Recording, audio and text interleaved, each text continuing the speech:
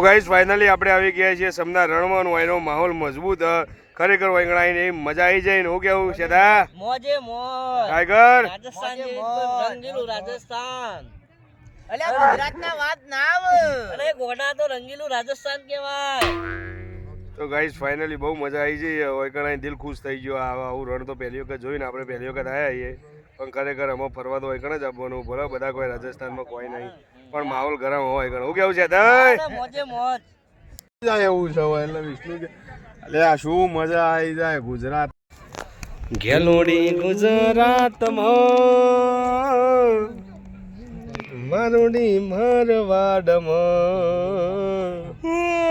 રમ પીરે રંગ રાશ્યો આપણે બુકિંગ કરાઈએ અજમેર સરોવર રીએ હું બુકિંગ તો ગાઈઝ મજબૂત સીન આવે જોઈ લો છે દઈ જો જો સીન આવે સનસેટ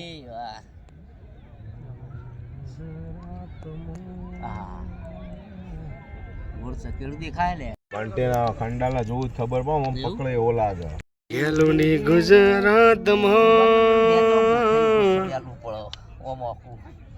સંજય જોઈ લે આમ જો માહોલ ખરા આમ જો ગાલી આ ઊંટ જો ગોડા વાહ ભાઈ વાહ બંકો બંકો આવો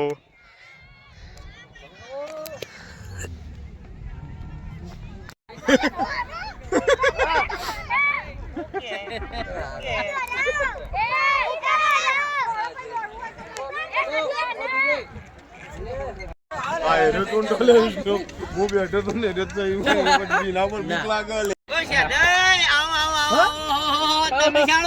બસ કઈ નું બધું આખું કોઈ છે આ પગમાં આવતું મદદ કરીએ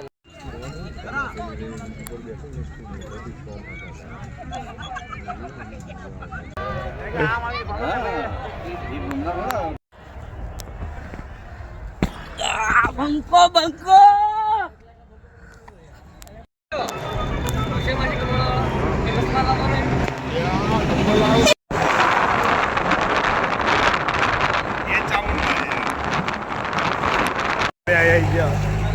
તો આપણે આવી ગયા છીએ અત્યારે સુંદાજી સુંદા માતાના મંદિરે. તો અહીંયાનું લોકેશન તમે જોઈ શકો. તમને લોકેશન વધે તો કેવું દેખાય છે પાછળનું લોકેશન તો જોઈ શકો છો પાછળનું લોકેશન. એન્ડ અમારા વિષ્ણુ ટાઈગરને છે ત્રણ બે જણા પાછળ આવી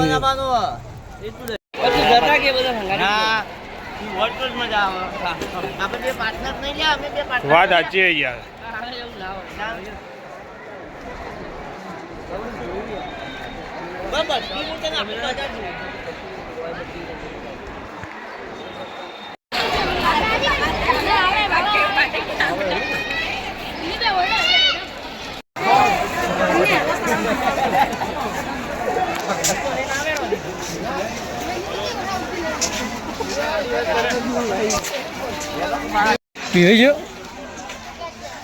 મારે તો હેડીને જવાનું બાધા ભાઈ.